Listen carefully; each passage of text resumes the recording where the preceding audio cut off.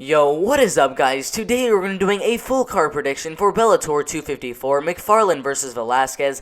This fight card currently has 10 pro MMA bouts.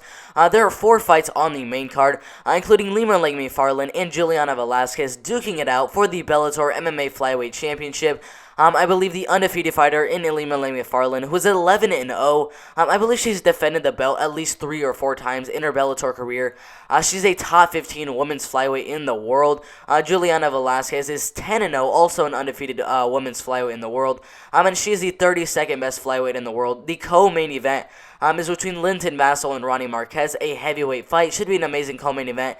And then we have an amazing bantamweight fight between Magomedov, who is 16-1, a top 65 bantamweight in the world, and Mathis Matos, who is 12-1-1, a very good bantamweight as well. Should be a very good bantamweight fight. And then we have Nate Andrews, the 86th best lightweight in the world, 16-3, taking on Cody Yamauchi, who is 25-4. These two have had a lot of fights in their pro MMA career. They're both top 90 lightweights in the world. Should be an amazing fight to start off that main card. And in the prelims, we have 6 fights on these prelims. The first fight on the prelims between Kenny Champion and Cody Law. They're both undefeated, 2-0 for Kenny Champion and 1-0 for Cody Law. Should be a good featherweight fight.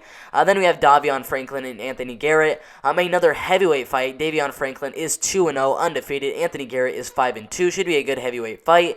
Then we have Lachinov versus Shamil Nikaev, another undefeated fighter in Shamil Nikaev, who is 9-0, the 134th best lightweight in the world, moving up from lightweight to welterweight to fight Cameron Lachinov, who is 10-2. Should be an amazing welterweight fight there as well. And then yet again, another undefeated fighter in Romero Cotton, who is 4-0 at middleweight, and Justin Sumter, who is 7-3 at middleweight. Should be a good middleweight fight. Then we have Tyree Fortune and Grant Neal, 2 undefeated fighters. One of these fighters is going to lose that O at the end of their record, because this is a light heavyweight fight. I expect this fight to be very, very good. Tyree Fortune 5-0, Grant Neal 4-0. Should be a good one.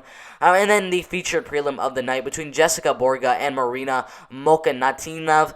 Should be a very, very good women's featherweight fight. Should be a good fight card overall. But yeah, let's get into the first fight of the night between Kenny Champion and Cody Law.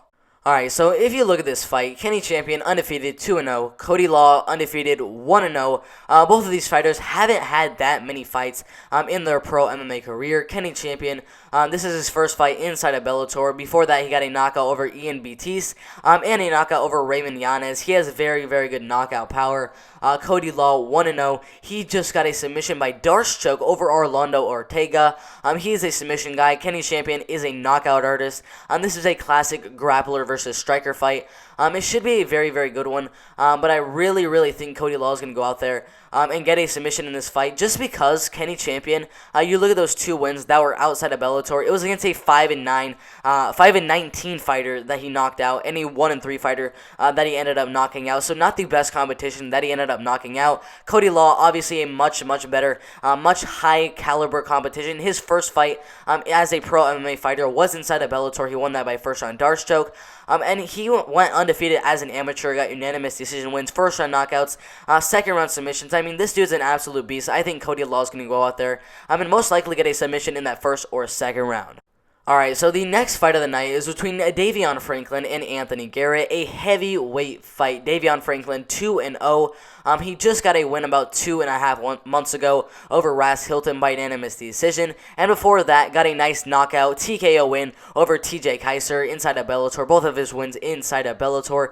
Anthony Garrett is 5-2. He's coming off of a nice win over, I believe, JW Kaiser by first round Runic choke submission. His loss before that was to Jordan Mitchell by second round knockout. He doesn't have the best chin. Both of his losses have come by knockout. He does have 3 knockouts in his career, so he definitely can pour some back on you, and he has 2 submissions in his career. Every single one of Anthony Garrett's fights have ended in the first or second round, so I'm definitely expecting a finish in this one. Franklin, he's going to go out there, and he's going to put on a show. He's going to go out there and try to get a knockout no matter what happens in this one. I don't think it's going to be like a one-punch knockout, knocks him out on the feet. I think he's going to knock him down and start going with that ground and pound, just like he did in his first ever pro MMA bout against JW Kaiser. And I think he's going to get a TKO in this fight against Anthony Garrett, improving his record to 3-0. Alright, now let's take a look at the third fight of the night between Cameron Lachinov and Shamil Nikaev. This is going to be a very, very good welterweight fight. Cameron Lachinov, 10-2, 30 years old. Shamil Nikaev, 9-0, 25 and a half years old. I mean, Shamil Nikaev, look at this man's record. Undefeated. He's got 2 split decision wins that he just came off of. But I don't know why they're split decision wins. I mean, he definitely dominated both of the fights against veteran fighters in Christos Giagos and Alexander Sharnovsky. And before that, got unanimous decisions, unanimous decision, submission, and then all the rest unanimous decisions. I mean, this dude likes to get unanimous decisions. I think he's going to get another one here. I think he's going to dominate this fight. It's going to be a good one. Cameron Lachinov is coming off of a nice streak. I believe a 8 or 9 fight win streak, first round knockouts, 2 decisions wins, a first round submission, unanimous decision, second round knee bar, and then 2 unanimous decisions. Definitely do not sleep on Cameron Lachinov. But Shamil Nikaev, he just got a win over Christos Giagos. I think he's going to go out there and get a unanimous decision win in this fight, improving his record to 10-0. Alright guys, so this next fight has another undefeated fighter on it in Romero Cotton, coming off of 4 straight wins inside of Bellator by decision, rear naked choke submission, TKO, and a submission because of a knee injury of his opponent, which was about a year ago. Justin Sumter is coming off of a loss to Maki Batolo on the Contender Series, and I mean, he was on the Contender Series facing Maki Batolo, who's in the UFC right now. So there's no shame in that, losing to Maki Batolo, who's inside of the UFC, one of the best MMA promotions out there. Before that, got a win over Reginaldo Felix by submission neck crank. Lost a fight before that, also in the Contender Series, to Ian Heinisch, another good fighter inside the UFC right now. His only 2 losses recently have come against very, very good competition. And before that, he got nice wins over, I believe, Roger Kirill by unanimous decision. First round rear naked choke submission over Shedrick Goodridge. I mean, unanimous decision, first round knockout, first round rear naked choke submission. He loves to finish his fight. He has a 78-inch reach, 6 foot 2 inches tall, compared to Romero Cotton's 5 foot 10 inch tall height and 71.5-inch reach. Justin Sumter definitely has the height and reach advantages, but Romero Cotton definitely has that wrestling advantage and could TKO you on the ground at any point in this fight. I don't see a TKO happening in this fight. I think this fight's going to go all the way. And I have Romero Cotton improving his undefeated record to 5-0 in this fight. Alright guys, so there is yet another undefeated fighter on this fight card. I know, the first fight of the night had an undefeated fighter, the second fight of the night had an undefeated fighter, the third fight of the night had an undefeated fighter, the fourth fight of the night had an undefeated fighter, and in this next fight, there are 2 undefeated fighters in Tyree Fortune and Grant Neal. Tyree Fortune coming off of 5 straight wins over Chuck Campbell by split decision, a unanimous decision win over Michel Quarantillo, and a submission over Jose Rocha, unanimous decision, and then a knockout at the beginning of his career. Grant Neal, 4 wins over Hamza Salim by unanimous decision, Claudia Wilcox by TKO, unanimous decision over Jimmy Lugo, and then a submission over Juan Molina. These dudes are very, very good fighters. There are definite advantages for Tyree Fortune in this one. He is 6 foot 2 inches tall, has a 76.5-inch reach. And that's kind of what I'm basing this off of. I think this fight's going to stay on the feet, and Tyree Fortune, with all of those height and reach advantages, I think he'll have a very good time dominating the fight on the feet, controlling the pace of Grant Neal, and landing most of the shots in this one. I think he'll win the fight by unanimous decision, probably 30-27, but maybe 29-28, if Grant Neal starts to pour on the pressure in that third round, which I think he will. So I think Grant Neal will get that third round, but I still think Tyree Fortune will win the fight by unanimous decision. And that leads us to the last fight on the prelims, between Jessica Borga and Marina Mognatina. This fight is going to be pretty good. Jessica Borga on a 2-fight win streak over Amber Leibrock by submission from armbar, and Lucy Bertad by TKO. Marina Mognatina is on a 2-fight losing streak to Janae Harding by unanimous decision, and Liana Jojua, who's in the UFC right now, by unanimous decision. Before that, getting submissions, submission. Literally, she's a submission weapon. Jessica Borga, she's a unanimous decision and submission weapon as well. This should be a very, very good grappling grappling exchange from both of these fighters. Jessica Borga definitely has that reach advantage, which definitely helps her get submissions in her fights. But still, facing a girl like Marina Mokhnatinov, who is looking to come back after those 2 losses, I really think Marina is going to go out there and maybe get a submission in this one, but I have a feeling this fight's going to go all the way. And because both of the fighters are so good at submissions, but Marina is just a little bit better, I have Marina winning the fight by unanimous decision.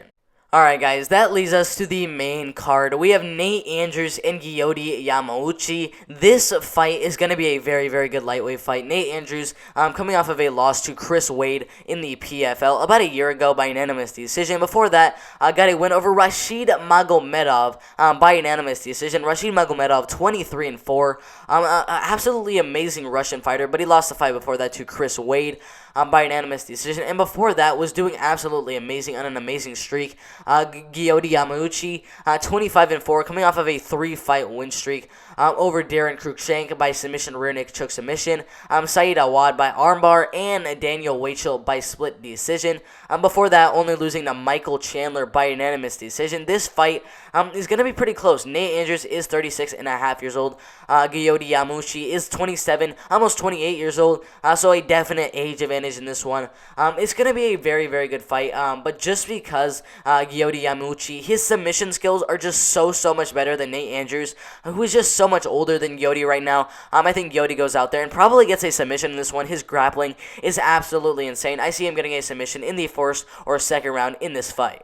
Alright guys, so the next fight on this fight card between Magomed Magomedov and Matthias Matos. This fight, I mean, it might be the fight of the night. Magomed Magomedov, 16-1. One of the best records in this bantamweight division right now. His only loss coming to Peter Yan. Exactly, guys. If your only loss in MMA is to the UFC bantamweight champion, I mean, how is that possible? Only the best of the best of the best out of all the bantamweights in the whole world can beat you. That is absolutely insane.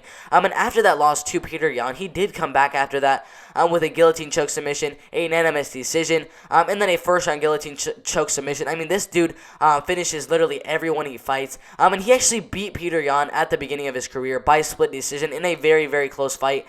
So he's 1-1 with Peter Yan. If he wins this one, maybe he joins the UFC after this. I don't even know. And someday he might even fight Peter Yan for the 3rd time. Make it Peter Yan, Magomed Magomedov, the 3rd time they're ever going to fight. That would be absolutely insane. I definitely think Magomed Magomedov is going to dominate this fight, even though he is facing a very, very good opponent in Matthias Matos, whose only loss is also to Peter Yan by knockout about 3 years ago. But I mean, Matthias Matos hasn't fought in about 2.5 years. I see Magomed Magomedov absolutely dominating this fight, maybe getting submission in the first round, but I think the fight will go all the way, and I think he'll win the fight by unanimous decision. Alright guys, that leads to the co-main event of the evening between Linton Vassell, 20-8, against Ronnie Marquez, who is 19-7. Linton Vassell is coming off of a nice win over Sergey Karantinov.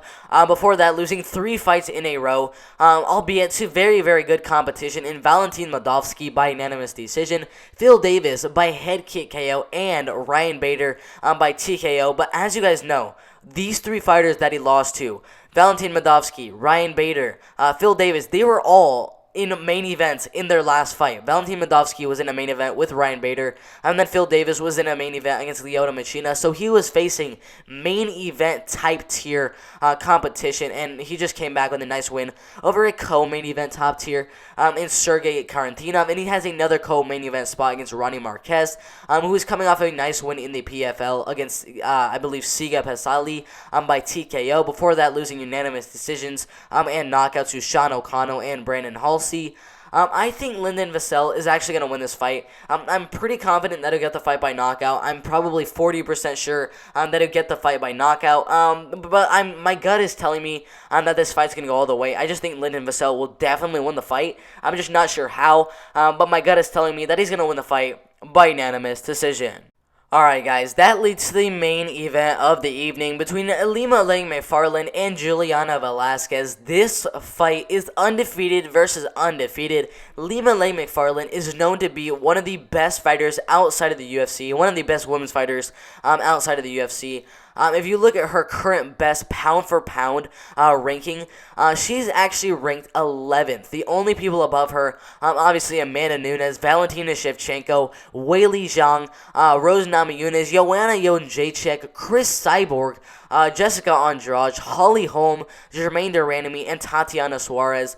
Literally every other woman on the planet is below her. I think she's going to go out there and absolutely dominate this fight against Julianna Velasquez. I do think this is probably limaLei Macfarlane's biggest test yet against Julianna Velasquez, but I do think she'll pass this test with flying colors. I think she'll dominate this fight on the feet with her amazing striking. And if she needs to, she'll bring the fight to the ground and go for some submissions. But I don't think she'll need to in this fight. I think she'll dominate the fight on the feet and on the ground. Wherever this fight goes, she's going to dominate. I don't expect a finish from her, but I do think she'll win the fight, also by unanimous decision. Alright guys, those are my predictions for Bellator 254, Macfarlane versus Velasquez. I have a limaLei Macfarlane winning her fight. I have Linton Vassell winning his fight. I have Magomedov winning his. I have Yamauchi winning his fight. I have Jessica Borga losing her fight to Marina Mognaktina winning her fight. I have Tyree Fortune winning his fight. I have Romero Cotton actually winning his fight as well. And then I have Shamil Nikayev winning his fight. I have Davion Franklin winning his fight. And then I have Kenny Champion winning his fight. This should be an amazing fight card. I can't wait for this fight card.